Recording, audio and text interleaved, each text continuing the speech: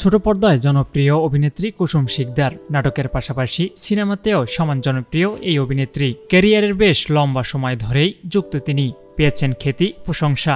মাঝে অনেকদিন এই দর্শকের চোখের আড়াল হন কুসুম। এবার দীর্ঘদিন পর বড় পর্দায় নিজেকে ধরা দিতে প্রস্তুত এই অভিনেত্রী, তবে আসছেন ভিন্ন পরিচয়ে।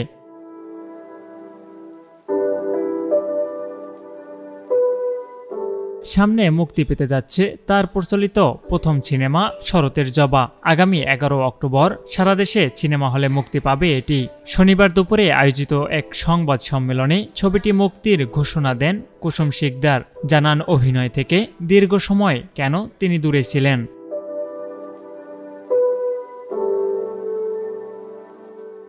এই প্রত্যাবর্তন নিয়ে সংবাদ সম্মেলনে অভিনেত্রী বলেন, প্রায় 6 বছর আমি কাজের সঙ্গে যুক্ত ছিলাম না। কাজ শেষ করছি 2018 সালে। আমাকে অনেকবারই এই প্রশ্নের সম্মুখীন হতে হচ্ছে যে আমি কেন কাজ করছি না। আজকে শরতের জবার মাধ্যমেই বলতে চাই, কিছু অনাকাঙ্ক্ষিত অপ্রত্যাশিত ঘটনার কারণে আমি নিজেকে স্বেচ্ছায় অভিনয় থেকে দূরে রেখেছিলাম, কিন্তু পরিবারের সহযোগিতায়, সৃষ্টিকর্তার রহমতে আজকে শরতের জবা নিয়ে আসতে পারছি আপনাদের কাছে।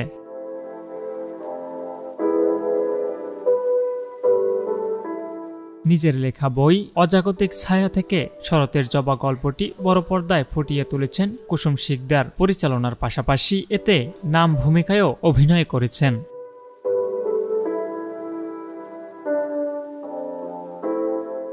একাকী এক নারীর রহস্যময় জীবনের গল্প নিয়ে নির্মিত শরতের জবা। কুসুম শিকদার ছাড়াও চলচ্চিত্রটির বিভিন্ন চরিত্রে অভিনয় করেছেন জিতু আহসান, ইয়াশ রোহান, নিদ্রা দে নেহা, নরেশ ভুইয়া, শহীদুল আলম, সাচ্য প্রমুখ।